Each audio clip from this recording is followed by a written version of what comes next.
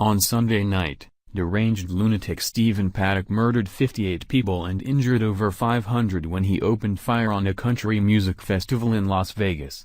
While the country is still trying to process the horrific event, the left is already politicizing the attack and pushing for gun control. Two-time failed presidential candidate Hillary Clinton was one of those politicians that jumped on the gun control bandwagon. Clinton immediately went into attack mode, blaming the NRA for tragic shooting, but little did she know she was way off base.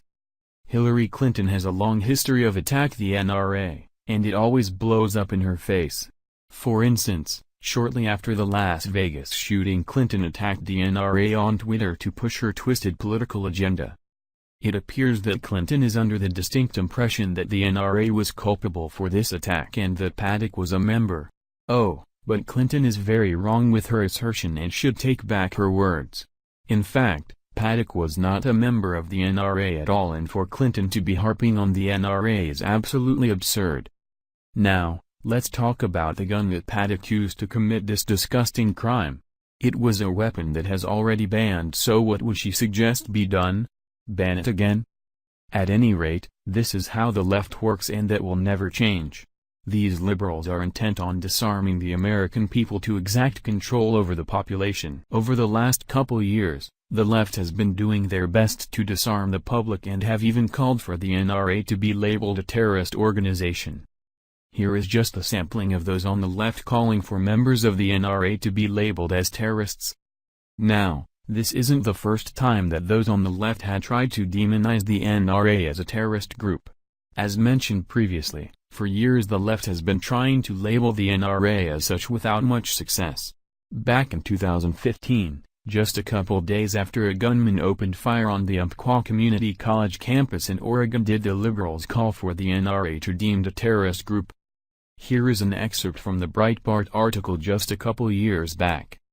On October 3, 2 days after a gunman killed 10 at the gun-free facilities on the Umpqua Community College campus, the New York Daily News called for the U.S. State Department to designate the National Rifle Association, NRA, a terrorist organization. They based this request on their belief that national security faces a greater threat from armed citizens than from foreign terrorists, and they singled out the NRA as the bulwark preserving citizens' right to keep and bear arms. They suggested the NRA should take its rightful place on the State Department list of terrorist organizations because its influence is more of an immediate threat to the lives of our citizens than foreign terrorists. To be on the State Department's list of designated terror organizations, a group has to be state-sponsored for terrorism, which the NRA is not.